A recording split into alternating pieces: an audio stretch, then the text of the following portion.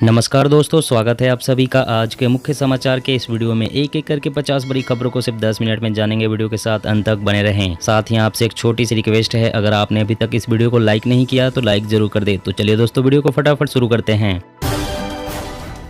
RBI ने आम आदमी को दिया झटका, होम ऑटो समेत सभी तरह के लोन हुए महंगे, ईएमआई का बोझ बढ़ा। शोध में बड़ा खुलासा, अगले कुछ महीनों में कोरोना फिर बरपा सकता है कहर, खतरनाक रूप ले रहा है डेल्टा के सब वेरिएंट। राज ठाकरे का अल्टीमेटम, मुंबई में जहां जहां लाउड स्पीकर पर अजान होगा वहीं बजेगा हनुमान चालीसा। देश में घटेंगे पेट्रोल डीजल के दाम, रूस से $70 प्रति बैरल से कम कीमत पर कच्चा तेल खरीदना चाह रहा है भारत, रिपोर्ट में दावा। दिल्ली सरकार का मजदूरों को तोहफा, महिलाओं के बाद अब मजदूर भी फ्री में कर सकेंगे बस यात्रा। अफगानिस्तान, तालिबान राज में महिलाओं पर जारी है सितम, अब ड्राइविंग लाइसेंस जारी करने पर लगाई रोक। कैप्टन अमरिंदर सिंह ने की पीएम मोदी की तारीफ, कहा अगला आम चुनाव देश के लिए अहम, स्थिर और मजबूत सरकार की जरूरत। यूक्रेन में तबाही मचा रहे रूस ने अब स्पेस फोर्स को भी किया एक्टिव, टॉप सीक्रेट मिलिट्री यान लॉन्च। गेहूं की कीमतों में होगा और इजाफा, एमएसपी से अधिक दाम मिलने के बाद भी किसान स्टॉक करने लगे हैं पैदावार।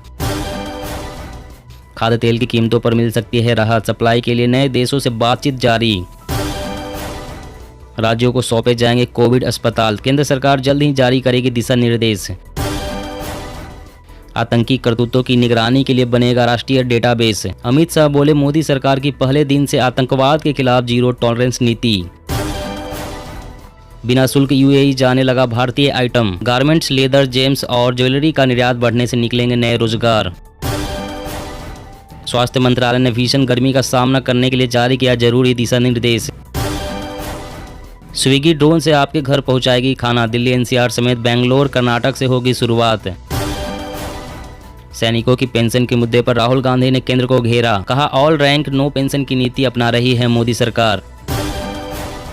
फ्रांस की कंपनी ने दिखाया आत्मनिर्भर भारत पर भरोसा, समुद्री रक्षा क्षेत्र में भारतीय नौसेना के साथ संबंधों पर जताई प्रतिबद्धता।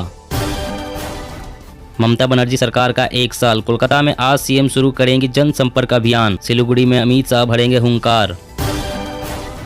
तेजस्वी का ऐलान, बिहार में जाति के बिना नहीं होने देंगे कोई जनगणना, बीजेपी पहले कर चुकी है मना।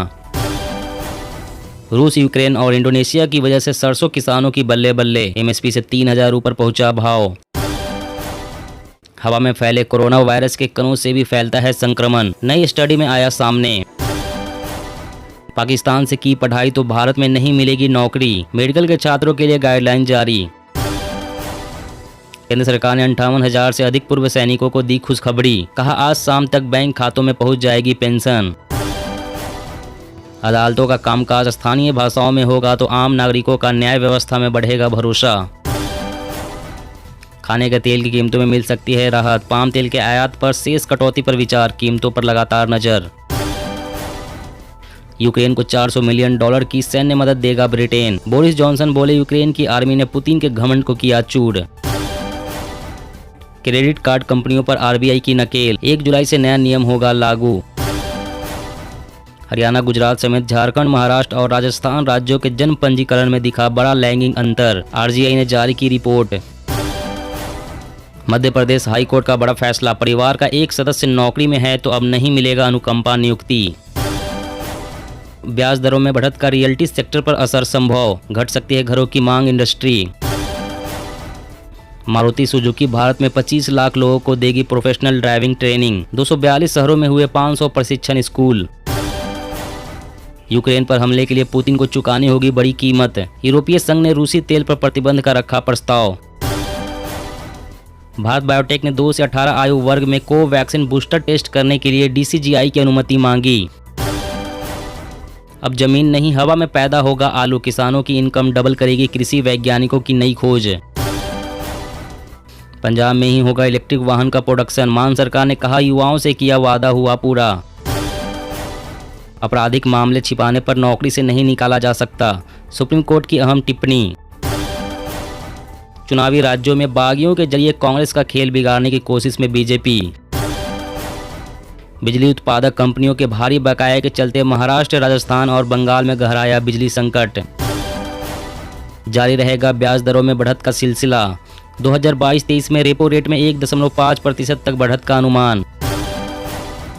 अमेरिका में महामारी की शुरुआत से अब तक 1,30,00,000 बच्चे कोविड-19 से हुए संक्रमित। पिछले 4 हफ्तों के दौरान तेजी से बढ़ा यह आंकड़ा। कृषि क्षेत्र में शोध और विकास के लिए जर्मनी देगा वित्तीय मदद। दोनों देशों के बीच हुए समझौते में वर्ष 2025 तक 2400 करोड़ रुपए का रियायती कर्ज का प्रावधान। करोड़ों लोगों को मिलेगा सस्ता इलाज। असंगठित क्षेत्र के कर्मचारियों को मिलने जा रही है बड़ी सुविधा। स्थानीय निकाय चुनाव टालना चाहती है महाराष्ट्र सरकार। एससी बोला 2 हफ्ते में करो ऐलान। अब टीएमसी में रार। अभिषेक को ममता के वारिस के तौर पर पेश करने की कोशिश। वरिष्ठ नेताओं ने जताई नाराजगी। अभी और चमकेगी चांदी। दाम में 30% तक आ सकता है उछाल।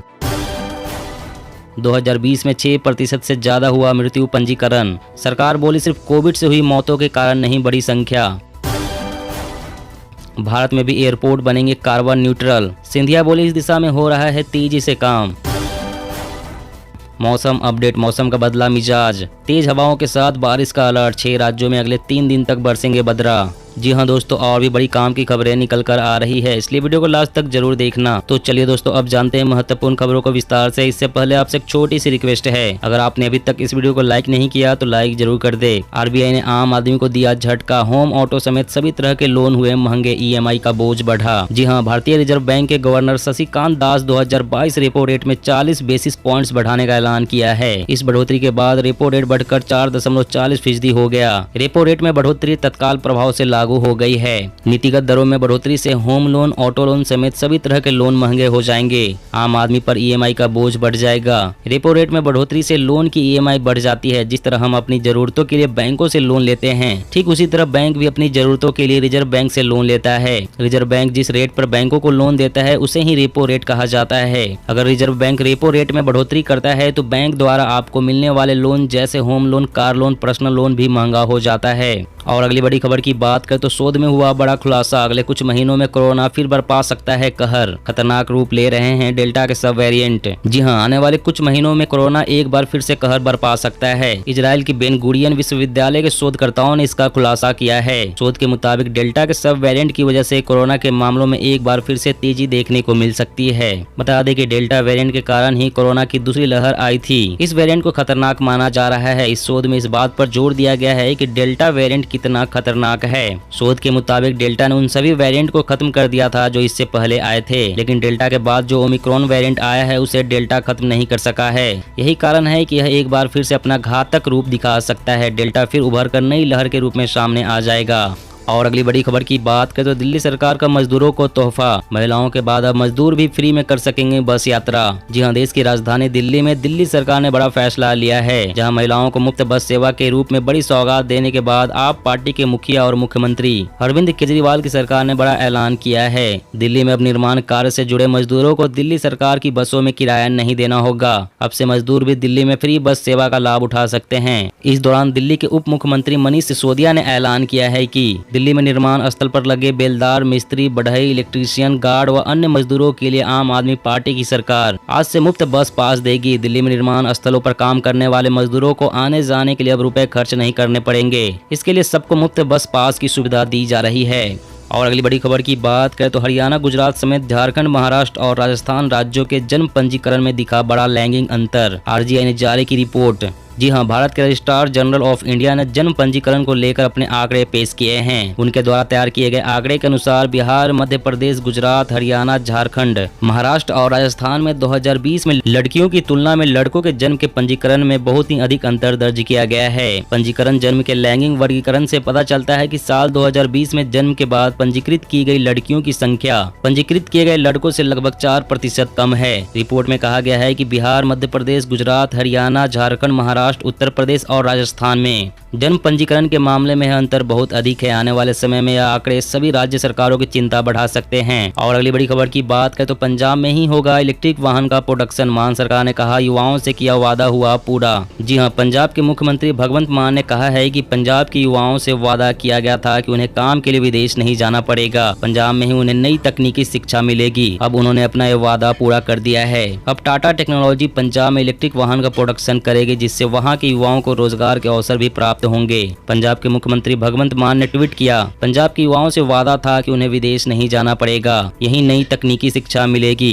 दरअसल एक तरफ राज्य के औद्योगिक विकास को बढ़ावा देने और दूसरी तरफ युवाओं के लिए रोजगार के नए रास्ते खोलने के उद्देश्य से एक बड़ी पहल में टाटा टेक्नोलॉजी ने पंजाब में अपना महत्वाकांक्षी इलेक्ट्रिक वाहन का प्रोडक्शन केंद्र स्थापित करने की पेशकश की थी। इस पेशकश को पंजाब सरकार ने स्वीकार कर लिया है। और अगली बड़ी खबर की बात करें तो मध्य प्रदेश हाईकोर्ट का बड़ा फैसला, परिवार का एक सदस्य नौकरी में है तो अब नहीं मिलेगी अनुकंपा नियुक्ति। जी हां, अगर आपके परिवार में कोई भी सदस्य पहले से सरकारी नौकरी में पदस्थ हैं तो अब परिवार में किसी दूसरे सदस्य को सरकारी नौकरी का लाभ नहीं मिल सकता। हाल में ही मध्य प्रदेश हाईकोर्ट द्वारा दिए गए फैसले में अहम आदेश जारी किया गया है। अनुकंपा नियुक्ति के मामले पर मध्य प्रदेश हाईकोर्ट ने एक महत्वपूर्ण आदेश जारी किया है। कोर्ट के आदेश के मुताबिक अगर परिवार का एक सदस्य पहले से सरकारी नौकरी में है तो दूसरे सदस्य को अनुकंपा नियुक्ति नहीं दी जा सकती। हाईकोर्ट ने इस आदेश के साथ अनुकंपा नियुक्ति की मांग करने वाली याचिका को खारिज कर दी है। हाईकोर्ट में सुनवाई के बाद कोर्ट ने कहा कि परिवार का एक सदस्य सरकार, सरकारी निगम, बोर्ड, आयोग या परिषद में सेवारत है तो दूसरे किसी सदस्य को पात्र होने के बावजूद अनुकंपा नियुक्ति नहीं दी जा सकती। और अगली बड़ी खबर की बात करें तो राज्यों को सौंपे जाएंगे कोविड अस्पताल, केंद्र सरकार जल्द ही जारी करेगी दिशा निर्देश। जी हां, केंद्र ने कोरोना की दूसरी लहर के दौरान केंद्रीय एजेंसियों द्वारा बनाए गए कोविड अस्पतालों को राज्यों को सौंपने का फैसला किया है। इस संदर्भ में जल्द ही केंद्रीय एजेंसियों एवं राज्यों के लिए दिशा निर्देश जारी किए जाएंगे। निःशुल्क मिलने वाले इन संसाधनों का इस्तेमाल राज्य अपनी जरूरत के हिसाब से कर सकेंगे।